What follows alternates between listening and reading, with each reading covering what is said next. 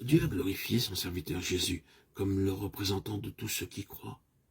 Jésus fut glorifié parce que Dieu était satisfait.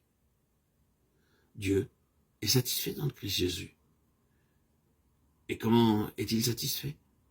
Comment est-il possible pour Dieu de dire « Celui-ci est mon fils bien-aimé, en qui j'ai trouvé mon plaisir » Matthieu 3, 17, signifiant que Dieu était pleinement, complètement, absolument satisfait. Au Jourdain, le Seigneur Jésus, passant de la vie privée vers la vie publique et endossant le véritable ministère pour lequel il était venu, dans le sens de la rédemption, reconnaissait de manière figurative que la croix était fondamentale pour tout cela et que tout jaillirait de là. Ainsi, alors Jésus vint au Jourdain vers Jean pour être baptisé par lui. Mais Jean s'y opposait en disant « C'est moi qui ai besoin d'être baptisé par toi et tu viens à moi ?» Jésus lui répondit « Laisse faire maintenant, car il est convenable que nous accomplissions ainsi tout ce qui est juste, ou toute justice. » Matthieu 3, 13, 15. Mais comment accomplir toute justice? En considérant deux aspects, deux domaines, le côté de la mort dans le Jourdain et le côté de la vie, au-delà du Jourdain. Tout ce qui ne peut pas être glorifié doit être enterré. Cela doit être mis hors de la vue de Dieu. C'est une loi établie une fois pour toutes. C'est-à-dire que tout ce qui n'est pas juste et en harmonie avec la nature même de Dieu doit être enseveli. Mais cela peut être seulement enterré après avoir été jugé et trouvé digne de mort. C'est pourquoi le jugement s'est étendu à tous les hommes pour la condamnation. Et la mort s'est manifestée envers tous les hommes, car tous ont péché. Romains 5, 12, 18. Le Seigneur Jésus, dans sa propre personne, d'une manière symbolique au Jourdain, prenait la place de toute cette race pécheresse.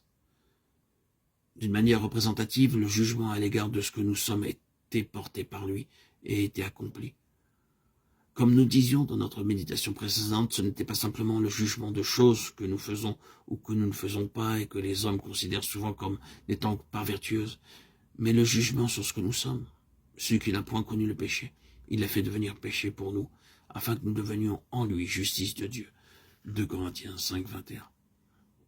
Maintenant, vous pouvez vous demander pourquoi je vous dis cela, à vous qui, sans nul doute, êtes de véritables enfants du Seigneur.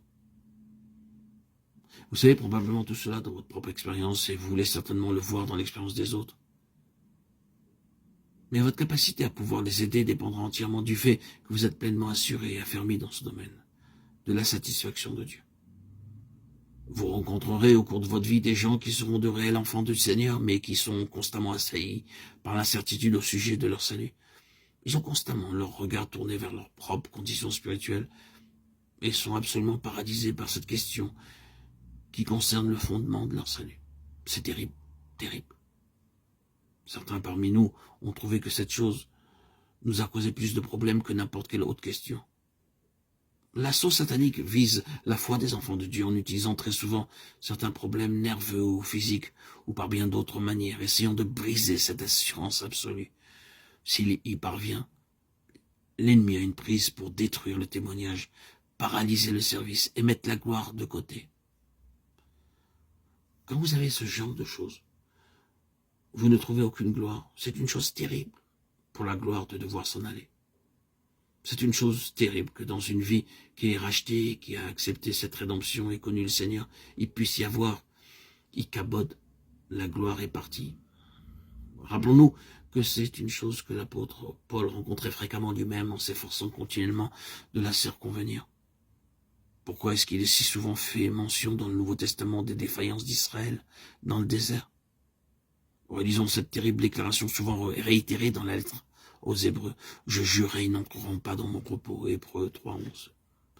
Et de nouveau retentit l'appel. Aujourd'hui, si vous entendez sa voix, n'endurcissez pas vos cœurs. Ce n'est pas un message d'évangélisation pour ceux qui ne sont pas sauvés. Beaucoup de sermons destinés aux incroyants s'appuient sur ces paroles.